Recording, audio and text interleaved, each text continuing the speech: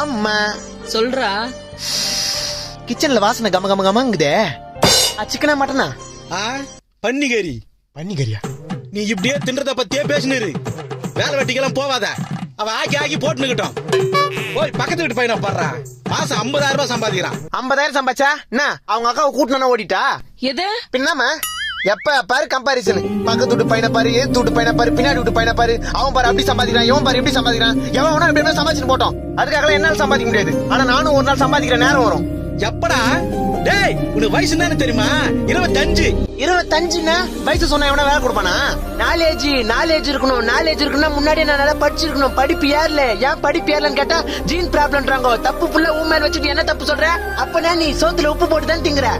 டேய் தேடி எப்படி பேசுறான்னு உன்னை என் தோல் தூக்கி வளர்த்ததுக்கு என்ன குழந்தையா இருக்கும்போது கொண்டுக்கலான்றியா?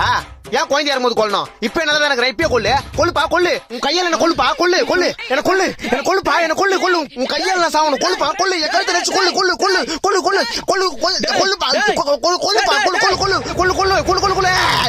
டேய் என்னடாச்சு உனக்கு? எந்த அப்பனாவது பெத்த பிள்ளைய கொல்லுவானா? அப்ப நீயே சொல்லு. நான் என்னதான் சின்ன வயசை தாண்டினாலும் வேலைக்கு போடான்னு சொல்லி என்ன நோண்டிக்கினே இருக்க கூடாது. மீறி நோண்டுனாரே வைத்தியமே பார்த்தாலும் சரியாகாத அளவுக்கு பைத்தியம் ஆயிடுவேன். சரிப்பா, இனிமேல் உன்னை எதுவும் கேட்க மாட்டாருப்பா. நல்ல ஐடியா இருக்குது. இனிமே எப்படி மெயின்டைன் பண்ண வேண்டியதான்.